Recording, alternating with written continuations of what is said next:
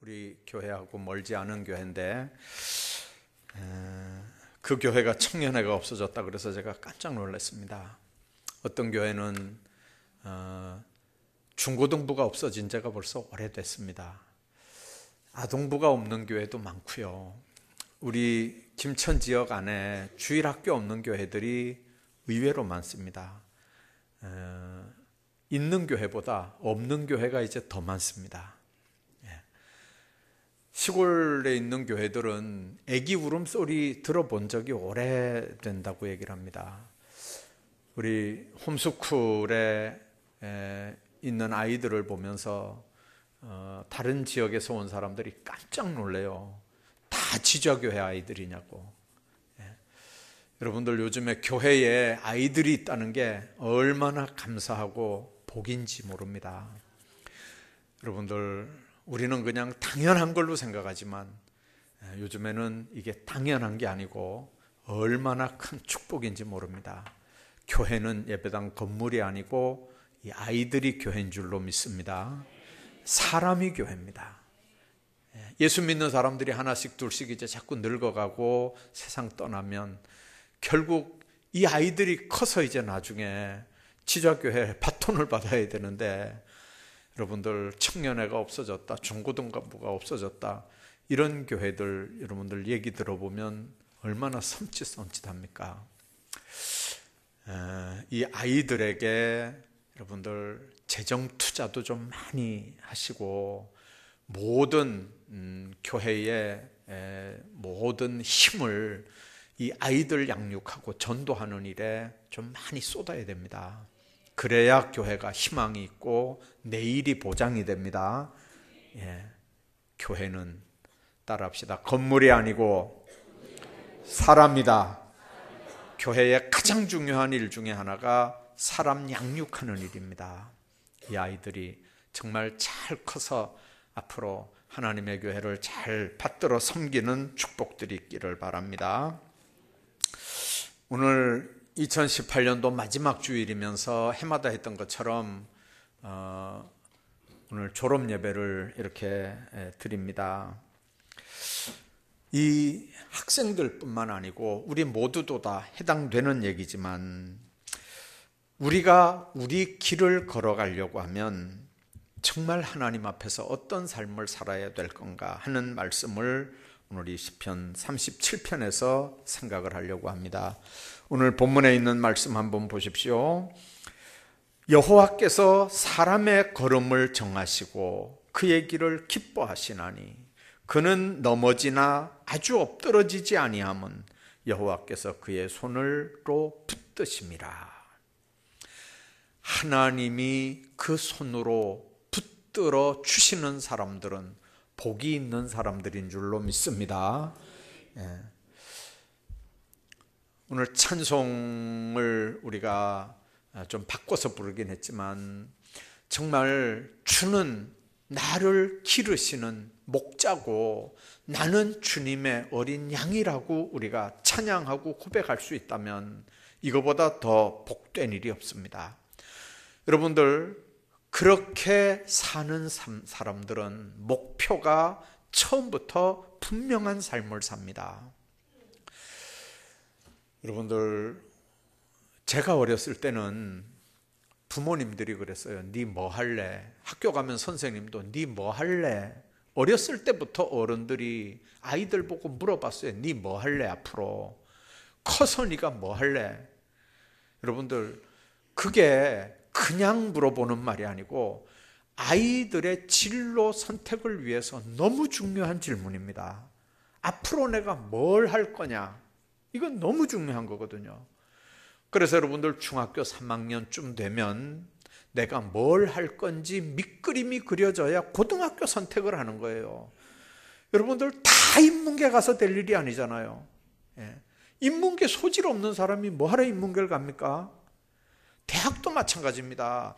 전공하고 전혀 상관없이 대학 졸업해서 취업을 하려면 그 대학은 뭐하러 나오는 겁니까?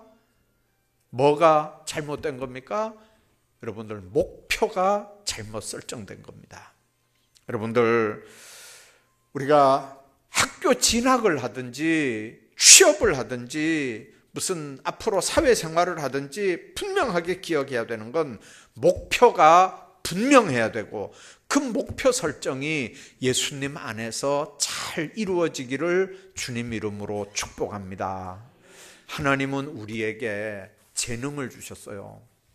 여러분들 아는 대로 아인슈타인은 학교에서 전응하라고, 야는 학습 진도를 못 따라가는 애라고 학부모가 학교에 불려갔습니다. 선생님이 뭐라고 그랬냐면, 얘는 도대체가 학습 이 진도를 못 따라가니까 엄마가 데려다가 집에서 공부를 시키든지 말든지, 우리는 못 가르치겠으니까 데려가라 이랬어요. 그 아인슈타인, 그 사람이 엄마하고 같이 공부를 해서 세계적인 물리학자가 되잖아요. 여러분들, 우리가 주님 안에서 생각해야 되는 게 있습니다. 하나님이 나에게만 주신 재능이 있어요. 나에게만 주신 소질이 있습니다. 그 소질을 가장 개발해내는 게 교육의 목표예요.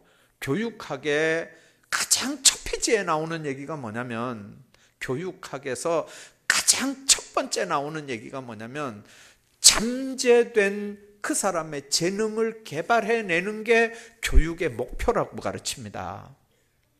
학교 선생님들이 미술도 가르치고 체육도 가르치고 산수도 가르치고 다 가르치지만 그 왜 많은 것들을 가르칩니까? 고등학교만큼 폭넓게 많은 지식을 요구하는 데가 어디 있습니까? 대학 가면 고등학교 때 배우는 거 다 내려놓고 몇 가지만 하거든요. 그 이유가 뭡니까? 자기 재능이 뭐냐 말이죠. 하나님이 나에게 주신 적성이 뭐냐 말이에요. 하나님이 나에게 주신 달란트가 뭐냐 말이에요. 그걸 개발해내는 게 교육의 목표고 우리가 살아가는 초점이 돼야 됩니다. 옆에 사람이 인문계 갔다고, 난 인문계 관심도 없는데 인문계 간다고 되는 일이 아닙니다.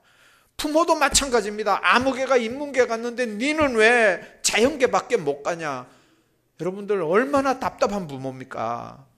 예수 믿는 부모들은 그런 부모 하나도 없기를 주의 이름으로 축복합니다. 하나님이 그 아이에게 주신 재능이 뭔지를 발견해내고 그 재능을 키우는 게 부모가 하는 일이고 교사들이 하는 일입니다. 그래서 여러분들 학교 다닐 때부터 여러분들 아이들에게 하나님이 주신 은사가 뭔지, 하나님이 주신 목표가 뭔지, 하나님이 주신 재능이 뭔지를 부모가 기도하는 눈으로 발견해내는 거예요. 다른 사람이 어떤 진로를 선택하더라도 여러분들 그거 따라갈 이유가 뭐 있습니까? 아주 못된 습관 하나가 이 김천 지역에 있어요. 뭐냐면요, 고등학교 3학년 학생들이 다 목표가 뭐냐면요, 탈김천이에요. 탈김천, 탈가정, 탈부모. 이게 고3의 목표입니다. 여러분들 한번 생각 한번 해보세요. 아니, 부모 떠나고 가정 떠나고 김천 떠나면 무슨 뾰족한 수가 있나요? 어떤 청년이 통해서 저한테 들어왔어요. 서울에 취직을 했어요. 한 달에 230만 원을 받았대요. 근데 230만 원 받았으면 엄청 받은 거예요.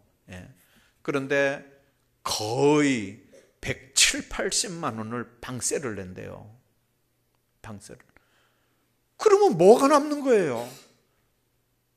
한번 생각을 한번 해봐요. 그래도 죽어도 서울 가야 되나요? 여러분들, 서울이 다 좋은 게 아니고 서울에 가서 내 꿈이 펼쳐지고 내 재능이 하나님 앞에서 아름답게 세워지면 서울 아니라 미국도 가야 되죠.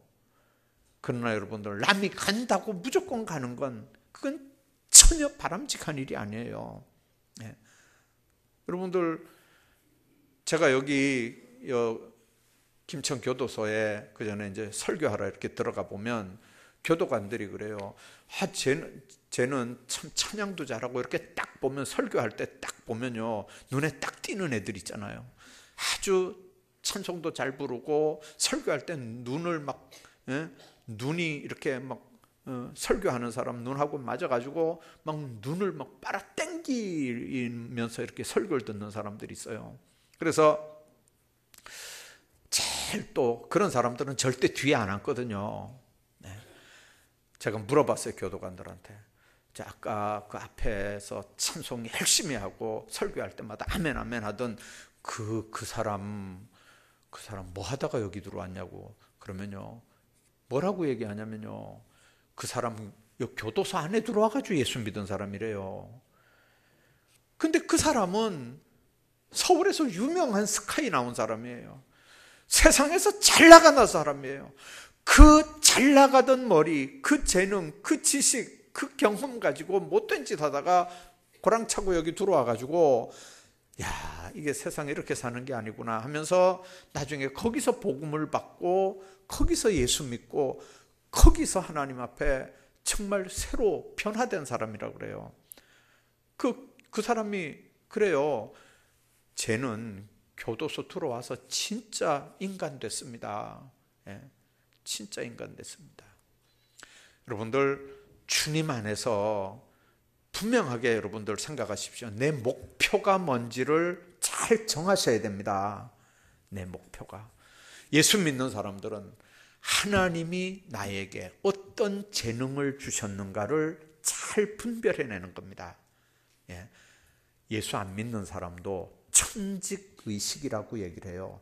예수 믿는 사람들은 직업을 콜링이라고 얘기합니다. 하나님이 이 일하도록 나를 불렀다는 거예요. 똑같이 농사 지어도요, 할 게 없어서 농사나 짓는 사람은 삶이 비참해요. 그러나 하나님이 나에게 이 재능을 주셔서 하나님 주신 지혜로 농사 짓는 사람들은요, 그 삶이 세상 서울 가서 월급 받는 셀러리맨들보다 훨씬 자부심을 가지고 신앙생활 한다니까요. 그러니까 여러분들, 남 볼 거 없어요. 주님 안에서 주님이 나에게 주신 목표가 뭔지를 분별하고 그 부분을 계속해서 연구해 나가는 거예요. 학생들 그렇게 하기를 바랍니다. 하나님이 나에게 주신 재능이 뭔지를 빨리 발견하세요.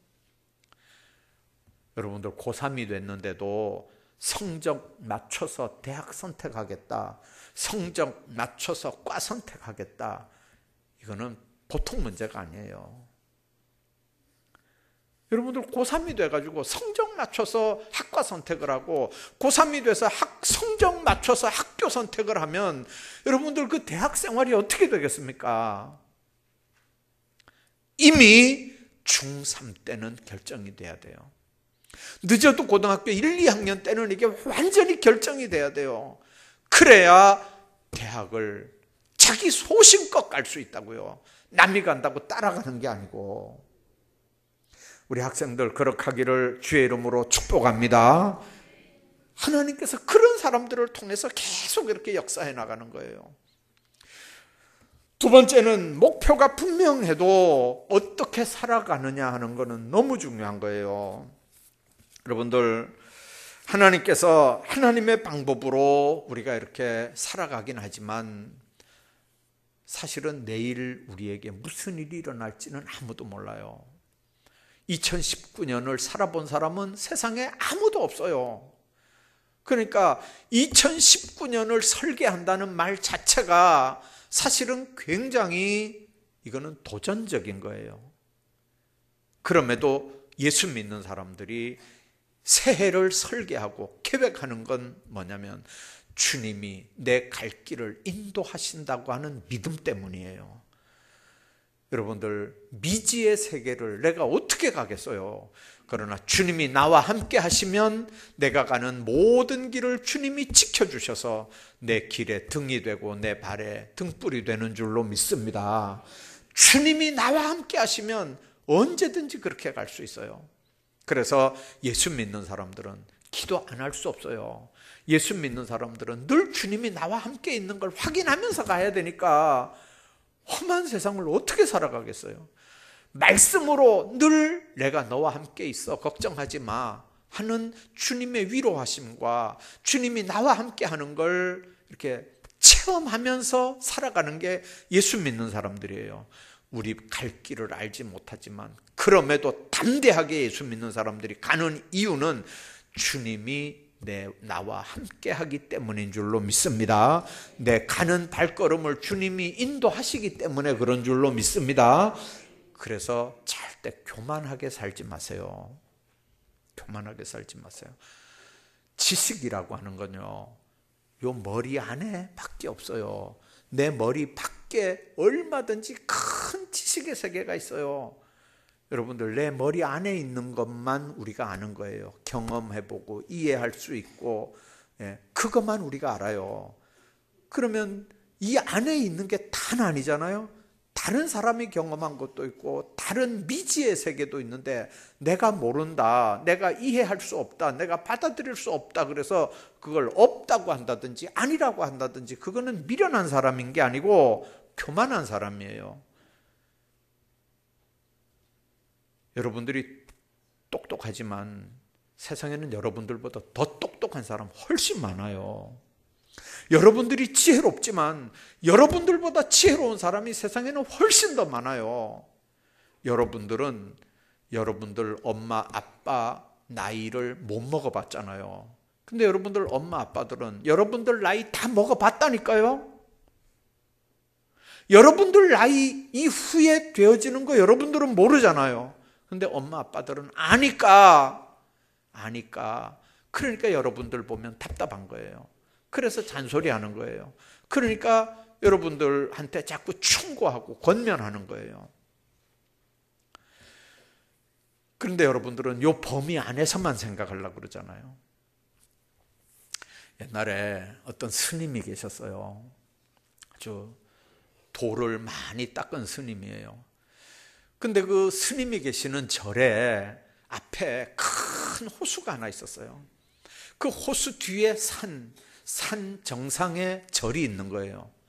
근데 그 절에서 스님이 가끔 이렇게 이제 호수 옆에 난 길로 이렇게 해서 이제 동네 내려와서 시주도 받아가고 뭐 이렇게 장도 봐가고 이제 스님이 그렇게 했어요. 근데 지금처럼 이렇게 이제 얼음이 꽁꽁 오니까 그 산에서 내려가지고 삥 돌을 이유가 없는 거예요. 이제 얼음 위로 직선으로 이렇게 얼음 위를 이렇게 걸어옵니다. 왜 그러냐면 그 연못에 대해서는요, 이 스님만큼 잘하는 사람이 없어요. 그 연못 바로 옆에 이제 산이 있으니까, 그 산에 절이 있으니까 절에서 이렇게 내려다보면 연못이 보여요.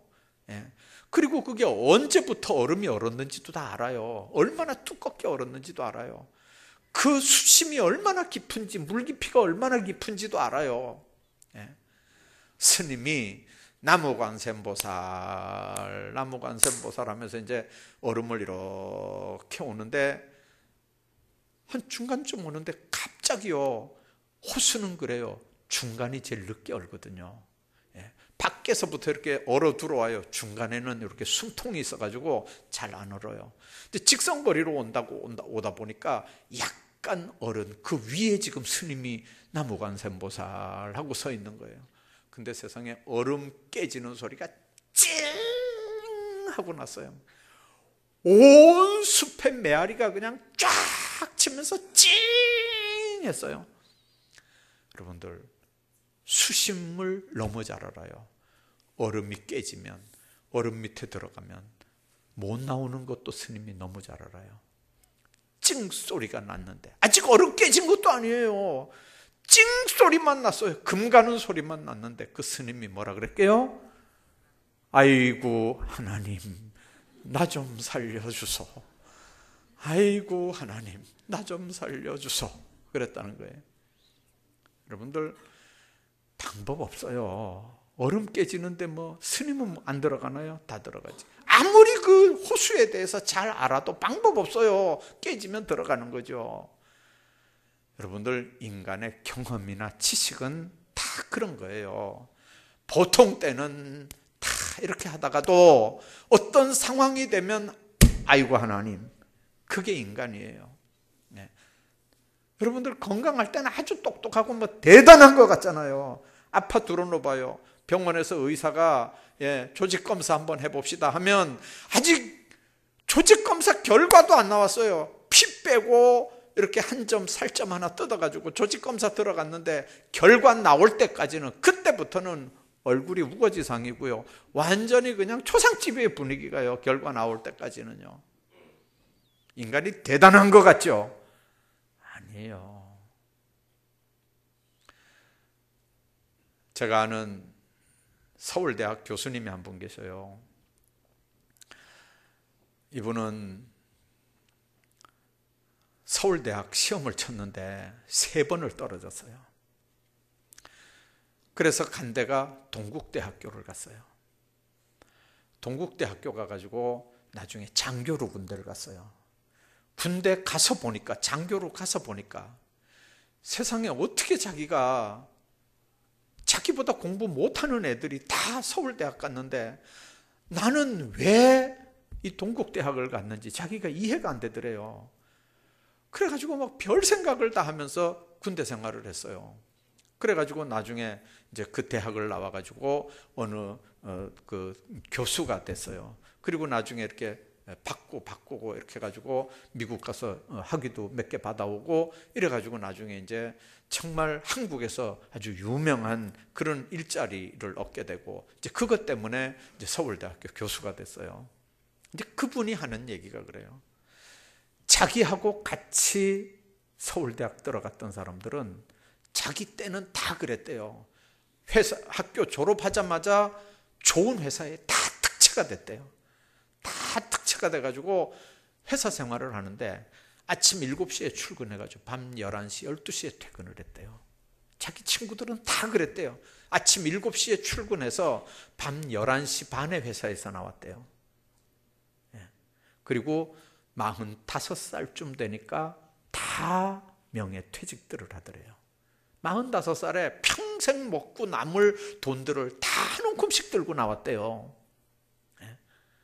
근데 자기는 대학 교수 생활하니까 그걸 어디서 벌어요? 그러니까 65세까지 대학 교수 생활하다가 나중에 연구원에 들어가서 또 연구원으로 이렇게 일하면서 가만히 보니까 나이가 자기 나이 될 때까지 그래도 일하는 사람은 자기밖에 없더래요. 자기밖에 없더래. 처음에는 서울대학 못 들어간 것 때문에 뛰어내릴 생각도 하고 뭐 마실 생각도 하고 별별 생각을 다 했는데 지나놓고 나니까 하나님께서 나를 이렇게 축복하시고 이렇게 인도하셨구나, 그렇게 고백하는 거예요.